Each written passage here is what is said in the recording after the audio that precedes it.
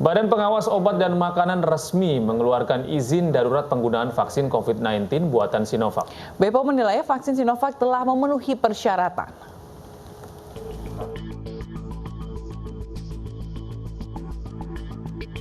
Badan Pengawas Obat dan Makanan akhirnya mengeluarkan Emergency Use Authorization atau izin darurat penggunaan vaksin COVID-19 buatan Sinovac. Izin ini dikeluarkan BPOM karena vaksin telah memenuhi standar WHO dari segi keamanan, khasiat, dan mutu. Perhatikan kondisi kedaruratan tersebut dan merespon kebutuhan percepatan penanganan COVID-19, maka Badan POM mengambil langkah kebijakan dengan menerapkan Emergency Use Authorization atau persetujuan penggunaan dalam kondisi kedaruratan untuk vaksin COVID-19. Penerapan Emergency Authorization ini dilakukan oleh semua otoritas regulatory obat di seluruh dunia untuk mengatasi pandemi COVID-19 ini. Sebelumnya, Komisi Fatwa Majelis Ulama Indonesia telah menyatakan bahwa vaksin COVID-19 Sinovac suci dan halal. Setelah dilakukan diskusi yang cukup panjang dari hasil penjelasan dari tim auditor, rapat Komisi Fatwa menyepakati bahwa vaksin COVID-19 yang diproduksi oleh Sinovac Life Science Co. Ltd. China yang diajukan proses sertifikasinya oleh PT Bio Farma, hukumnya suci dan halal. Dari hasil uji klinis tahap 3, tingkat keampuhan vaksin atau efikasi mencapai angka 65,3%. Angka ini sesuai dengan standar efikasi minimal dari WHO, yaitu 50%. Dari Jakarta, Tim Liputan iNews melaporkan. Pemirsa, gugus tugas COVID-19 Kabupaten Bekasi menyegel tempat wisata air yang berada di Lipo Cikarang, Jawa Barat. Penyegelan dilakukan setelah viralnya video ramainya wahana air yang padat dikunjungi warga tanpa menerapkan protokol kesehatan. Ini nggak boleh masuk lagi, kenapa ini masuk lagi? Setelah sempat viral di media sosial mengenai kerumunan tempat wisata air di kawasan Lipo Cikarang, Kabupaten Bekasi, petugas gugus tugas bersama bupati dan unsur terkait menyegel lokasi wisata pada Senin pagi. Tidak hanya penyegelan, penutupan sementara juga diberikan menyusul pemberlakuan hari pertama pembatasan kegiatan masyarakat atau PPKM. Bupati Kabupaten Bekasi mengaku telah terjadi pelanggaran dalam penerapan protokol kesehatan oleh pengelola wisata. Pada hari ini kita lakukan penyegelan terhadap wisata air waterboom. Ini tentu saja atas kejadian yang kemarin dari pihak waterboom itu terjadi pelanggaran protokol kesehatan. Dan ini tentu saja pengelola dalam hal ini memang tidak berkoordinasi dengan kami pemerintah daerah sehingga terjadi seperti ini. Sebelumnya pihak pengelola wahana air dibuka dan banyak dikunjungi warga setelah memberikan diskon kepada pengunjung hingga terjadi pelanggaran protokol kesehatan. Setelah disegel dan ditutup sementara, pemerintah Kabupaten Bekasi bersama pihak terkait kini masih mengevaluasi dan pemeriksaan lanjutan. Dari Kabupaten Bekasi, Jawa Barat, Didit Junaidi, iNews melaporkan. Hari pertama penerapan pelaksanaan pembatasan kegiatan masyarakat atau PPKM di DKI Jakarta, aktivitas di stasiun KRL terpantau sepi. Sebaliknya, halte bus Transjakarta di kawasan Harmoni Jakarta Pusat tetap ramai.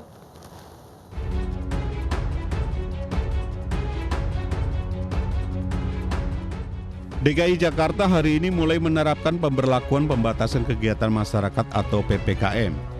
Aturan perkantoran diperketat, hanya 25% karyawan yang bekerja dari kantor. Sementara 75% sisanya bekerja dari rumah atau work from home. Hal ini berdampak pada sepinya pengguna KRL. Stasiun Gondangdia yang biasanya selalu ramai di pagi hari kini terpantau sepi.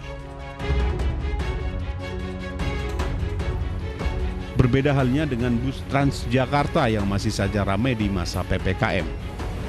Halte bus Transjakarta di kawasan Harmoni ini misalnya, volume penumpang yang masih saja meningkat membuat calon penumpang harus antri dan sabar menunggu giliran untuk bisa menumpangi bus ke lokasi tujuan. Terlebih kapasitas bus dibatasi sehingga tidak bisa mengangkut penumpang dalam jumlah banyak. Warga juga mengeluhkan pembatasan jam operasional Transjakarta di masa PPKM. Warga yang kerap pulang bekerja pada malam hari merasa keberatan karena terpaksa mencari alternatif kendaraan lain.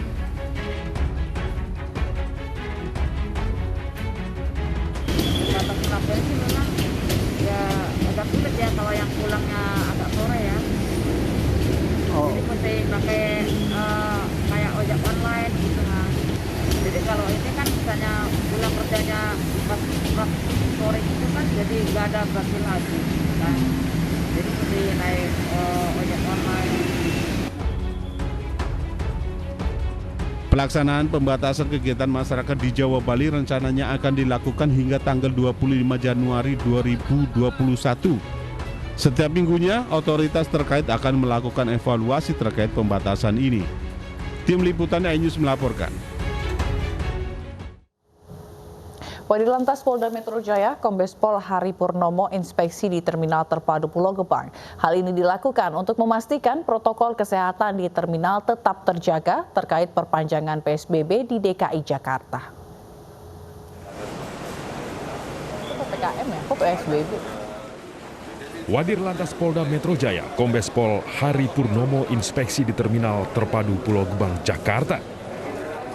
Untuk memastikan protokol kesehatan di Terminal Terpadu Pulau Gebang tetap terjaga menyusul perpanjangan masa PSBB di DKI Jakarta.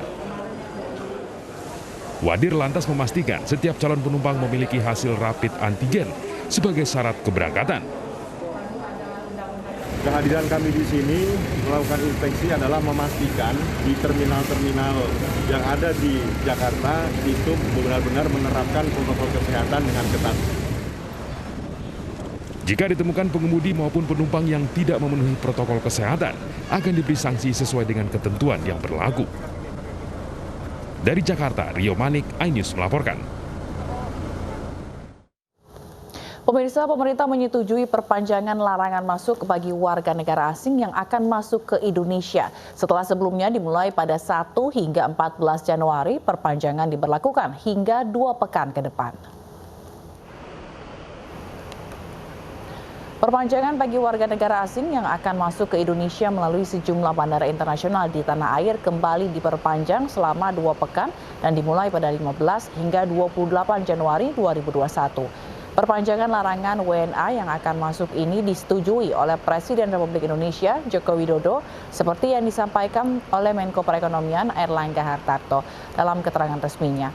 Dan perpanjangan larangan masuk bagi warga negara asing ini sesuai dengan Surat Edaran BNPB nomor 4 tahun 2020. Pemerintah diketahui meningkatkan pembatasan kegiatan masyarakat antara tanggal 11 sampai 25 Januari, namun sebelum itu tadi Bapak Presiden menyetujui untuk pelarangan WNA masuk ke Indonesia diperpanjang.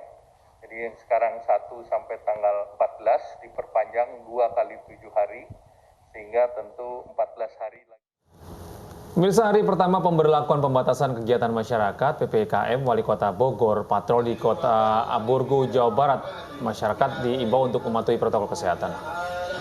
Baik warga masyarakat Kota Bogor, mulai hari ini kita masuk dalam PPKM, pemberlakuan pembatasan kegiatan masyarakat. Itulah imbauan di hari pertama pemberlakuan pembatasan kegiatan masyarakat atau PPKM di Kota Bogor. Wali Kota Bogor Bima Arya bersama Danrem 061 Surya Kencana, Brigjen Infantri Ahmad Fauzi, dan Dim 0606 Kota Bogor, Kolonel Infantri Robi Bulan, dan Kapolresta Bogor Kota, patroli keliling kota mengingatkan masyarakat untuk mematuhi protokol kesehatan. Patroli terus bergerak menghimbau masyarakat memakai masker dan hindari kerumunan untuk mencegah penyebaran COVID-19.